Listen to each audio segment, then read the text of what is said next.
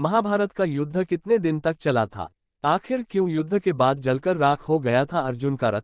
इन सवालों के उत्तर यहाँ जाने। महाभारत के युद्ध को धर्म युद्ध और विनाशकारी युद्ध कहा जाता है, जो कि कौरवों और पांडवों के मध्य हुआ।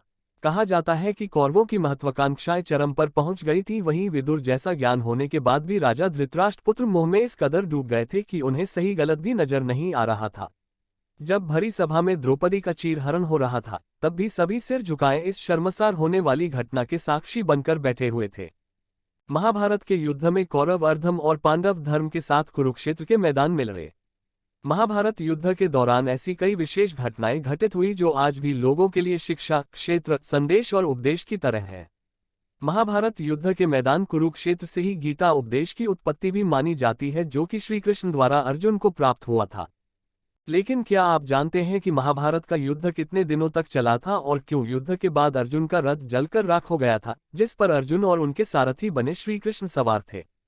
कितने दिनों तक चला था महाभारत का युद्ध? महाभारत का युद्ध पूरे 18 दिनों तक चला था। ज्योतिषियों और जानकारों के अनुसार कलियुग के आरंभ होने से 6 माह पूर्व मार्गशीर्ष शुक्ल 14 से युद्ध प्रारंभ हुआ, जो लगातार 18 दिनों तक चला था। महाभारत के अंतिम यानी 18वें दिन भीम दुर्योधन की जंघा पर प्रहार करते हैं, जिससे दुर्योधन की मृत्यु को हो जाती है और इस प्रकार दुर्योधन की मृत्यु होने से पांडव विजयी हो जाते हैं। महाभारत युद्ध के बाद क्यों जलकर राख हो गया अर्जुन का रथ?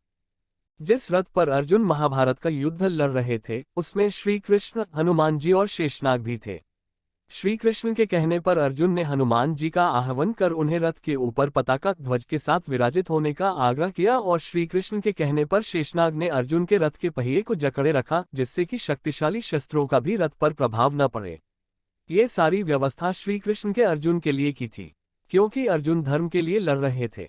जब युद्ध समाप्त हो गया और पांडव विजयी हो गए तो अर्जुन ने भगवान कृष्ण से कहा कि आप पहले रथ से उतरिए, फिर मैं उतरूंगा। इस पर श्री कृष्ण बोले, नहीं अर्जुन, पहले तुम उतरो। भगवान की आज्ञा और आदेश मानकर अर्जुन रथ से उतर गए। इसके बाद श्री कृष्ण भी रथ से उतर गए। शेषनाग भी रथ को छोड़ पाताल लोक चले गए और हनुमान जी भी अंतर्ध्यान हो गए। श्री कृष्ण रथ से उतरने के बाद अर्जुन को कुछ दूर ले गए और इतने में ही अर्जुन के रथ से अग्नि की लपटें निकलने लगी और रथ धू धू कर जलकर राख हो गया। अर्जुन ने आश्चर्य होकर श्री कृष्ण से पूछा, भगवान ये क्या हुआ? कृष्ण बोले, हे अर्जुन, ये रथ तो भीष्म पितामह, द्रोणाचार्य और कर्ण के दिव्यास्त्रों के वार से बहुत पहले ही जल चुका था। क्योंकि पताका लिए हनुमान जी और स्वयं मैं रथ पर थे, इसलिए रथ मेरे संकल्प से चल रहा था। अब जब तुम्हारा कार्य पूरा हो चुका है तो मैंने उसे छोड़ दिया और इसलिए ये रथ भस्म हो गया।